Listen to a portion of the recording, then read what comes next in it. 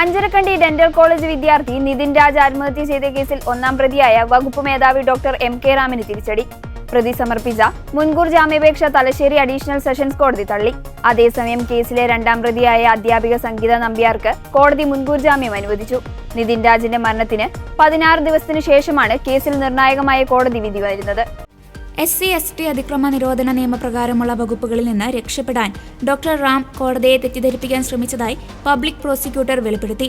താൻ പട്ടികജാതി വിഭാഗത്തിൽപ്പെട്ടയാളാണെന്ന് കാണിച്ച് റാം കോടതിയിൽ രേഖകൾ ഹാജരാക്കിയിരുന്നു.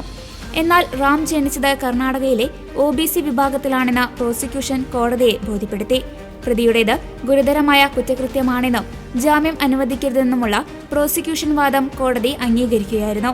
ഡെന്റൽ അനാട്ടമി വിഭാഗ മേധാവിയായിരുന്ന ഡോക്ടർ MK റാം നിതിനെ ശാരീരികമായും മാനസികമായും പീഡിപ്പിച്ചിരുന്നുവെന്ന് സഹപാഠികൾ പോലീസിനെ മൊഴി നൽകിയിരുന്നു. ക്ലാസിനുള്ളിലും പുറത്തും നിതിനെ നിരന്തരം വേട്ടയാടി. മാർക്ക് കുറച്ചും കുടുംബത്തെ അധിക്ഷേപിച്ചും മാനസികമായി തളർത്തി. ജാതിപരമായ അധിക്ഷേപങ്ങൾ നടത്തി പരിഹസിച്ചു.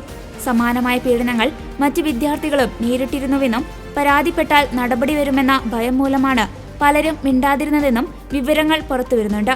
കഴിഞ്ഞ വർഷം വിദ്യാർത്ഥികളുടെ പരാതിയെ തുടർന്ന് റാം സസ്പെൻഷനിലായിരുന്നുവെന്ന കാര്യവും കേസിൽ നിർണായകമാണ്.